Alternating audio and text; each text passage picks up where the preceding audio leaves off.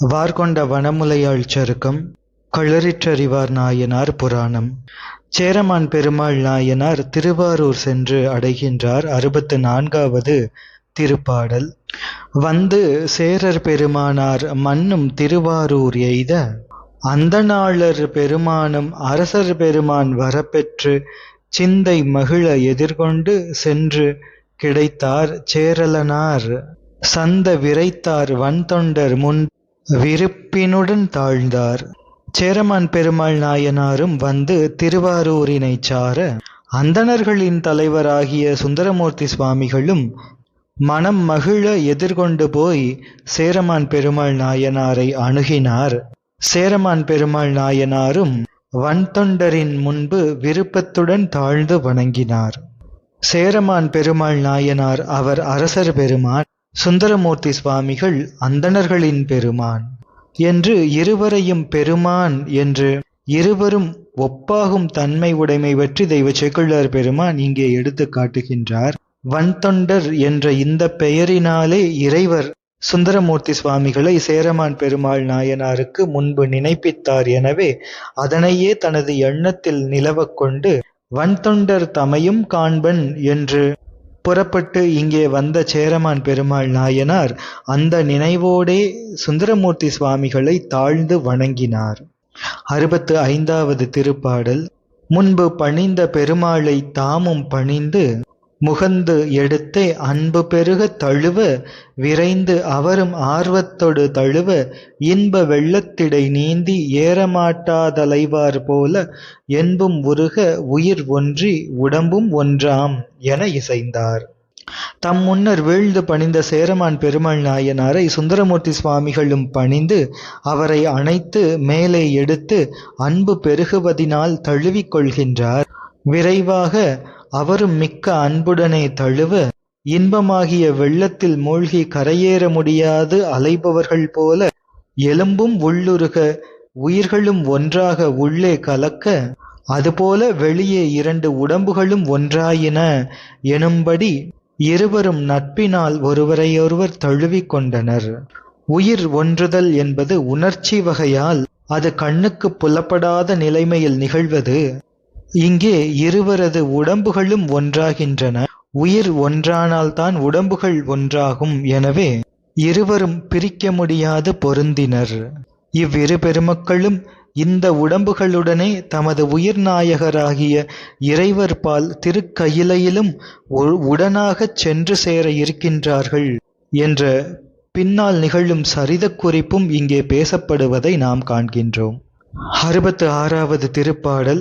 ஆன நிலைமை கண்ட திருத்தொண்டர் அளவில் மகிழ்வு எய்த மானச் சேரர் பெருமானார் தாமும் வன்தொண்டரும் கலந்த பான்மை நண்பால் சேரமான் தோழர் என்று பார்பரவும் மேன்மை நாமம் முனைப்பாடி வேந்தற்கு ஆகி விளங்கியதால் இருவரும் ஒருவரையொருவர் நட்புடன் தழுவிக்கொள்வதைக் கண்ட திருத்தொண்டர்களெல்லாம் அளவில்லாத மகிழ்ச்சியினை அடைகின்றார்கள்.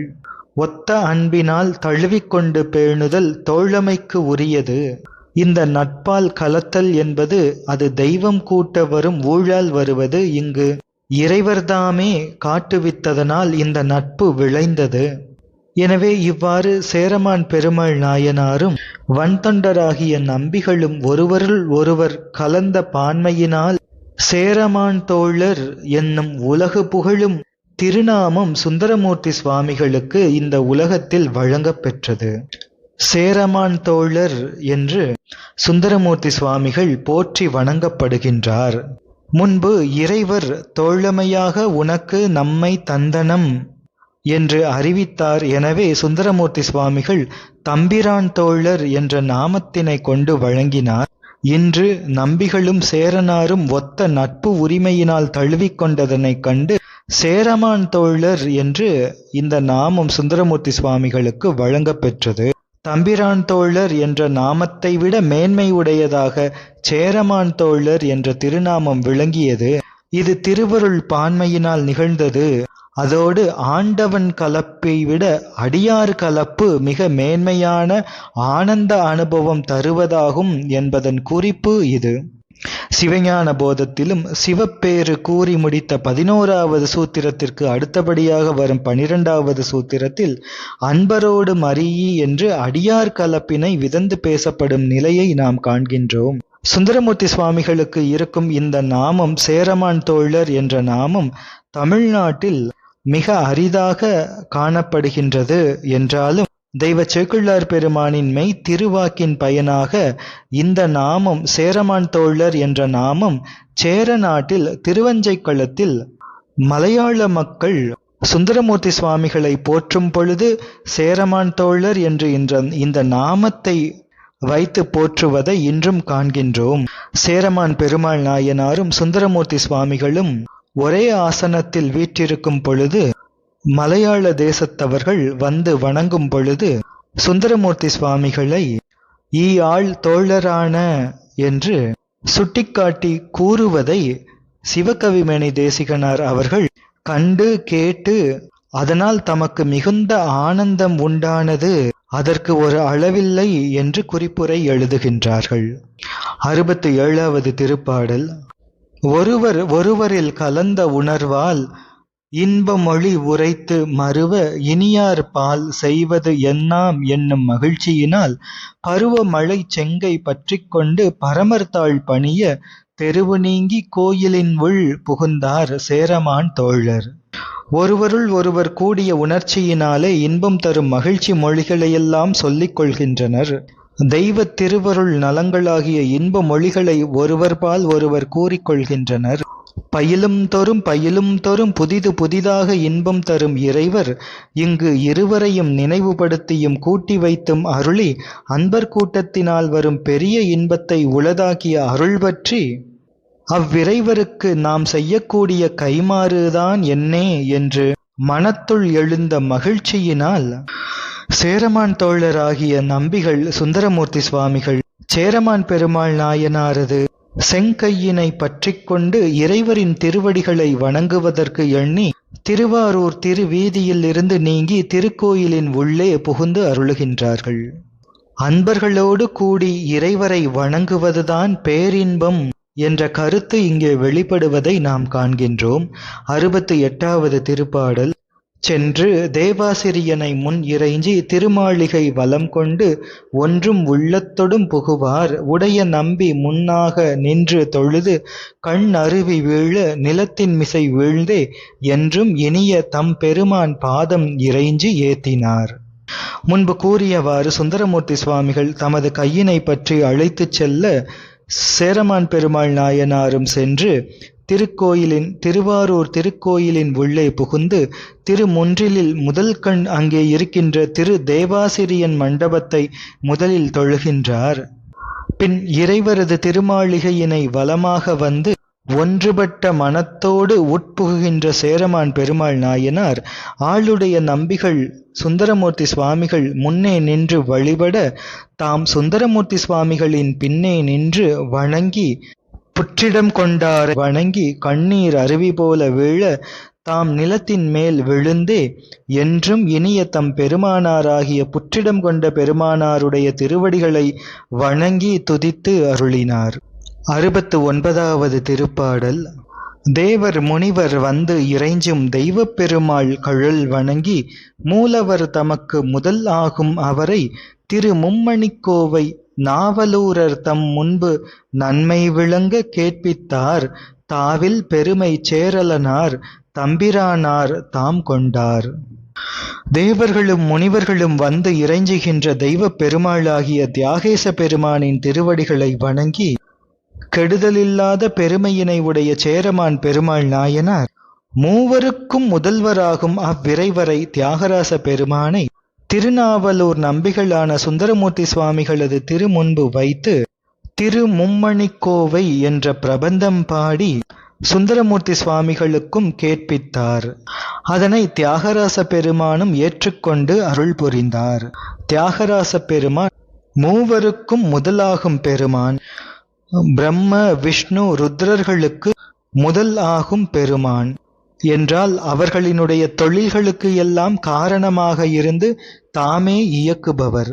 அரியாகி காப்பாய், அயனாய் படைப்பாய், அரணாய் அழிப்பவனும் தானே என்று திருக்கயிலாய ஞான உலா போற்றுகின்றது. மூவருக்கு முதலான தியாகேச பெருமானை போற்றி திருவாரூர் திரு மும்மணிக்கோவை என்ற பிரபந்தம் பாடுகின்றார் சேரமான் பெருமாள் நாயனார். மும்மணிக்கோவை, மும்மணிகள் என்பது வேறு வேறாகிய 3 மணிகள். கோவை என்பது கோர்க்கப்பட்ட மாலை. 3 வேறுபட்ட மணிகளை நிறைய கொண்டு கோர்க்கப்பட்ட மாலை என்று பொருள். இங்கு இந்த பிரபந்தத்தை பொறுத்தவரை மும்மணிகள் என்பது ஆசிரியப்பா வெண்பா கலித்துறை என்ற யாப்பில் அமைகின்ற திருப்பாடல்கள். மணிகள் 3 வகையாக இருந்தாலும் அவை ஒரே நூலால் கோர்க்கப்பட்டு ஒரு மாலையாக இருப்பது போல இங்கு இம்மூவருக்கும் முதல்வராகிய ஒருவரே இப்பாட்டுக்களின் பொருள் என்று அமைகின்ற பிரபந்தம் இது. அதனை இந்த உலகம் ஓதி பயன்பெற்று நலமடைந்து விளங்கும்படி அப்பிரபந்தமாகிய திருவாரூர் திரு மும்மணிக்கோவையினை பாடி அருளுகின்றார் சேரமான் பெருமாள் நாயனார்.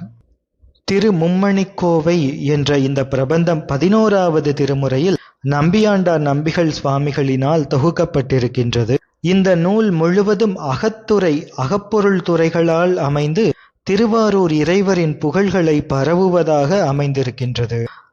இந்த அகத்துறைகளிலும் பெரும்பாலும் பாலைத்திணைக்கு உரிய உரிப்பொருளாக பேசப்படும் பிரிவு மற்றும் பிரிவின் நிமித்தம் என்பவற்றை பெரும்பான்மையாக வைத்து அருளப்பட்டது இந்த பிரபந்தம். மற்ற துறைகள் சிறுபான்மையாக அமைந்திருக்கின்றன. திருவாரூர் இறைவனாரின் புகழ்களை அகத்துறை பொருட்களால் கூறுமுகத்தால் பொதிந்து வைத்து எடுக்கப்பட்டு போற்றுவதாக இத்திரு மும்மணிக்கோவையின் கருத்து அமைகின்றது.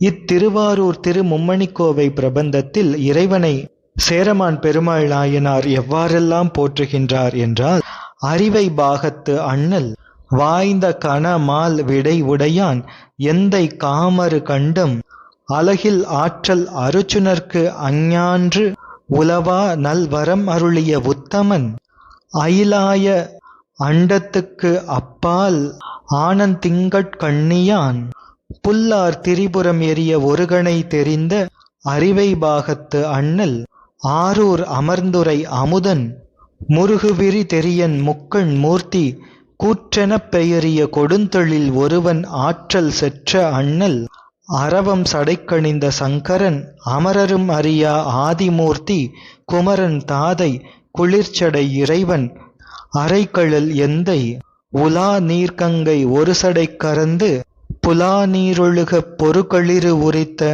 பூதநாதன் அநாதி மூர்த்தி திருமட மலை மகள்க்கு ஒரு கூறு கொடுத்து தன் அன்பின் அமைத்தவன் என்றெல்லாம் திருவாரூர் இறைவரின் புகழ்களை சேரமான் பெருமாள் நாயனார் இத்திருவாரூர் திருமும்மணிக்கோவையிலே போற்றி பாடி அருளுகின்றார்.